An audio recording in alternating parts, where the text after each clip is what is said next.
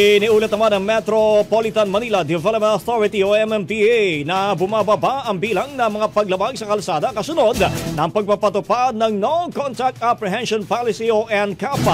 Mula sa higit kumulang 3,000 na mga violators na kadalasang naitatala kada araw, 1,112 na lang ito noong unang araw ng NCAP noong Lunes.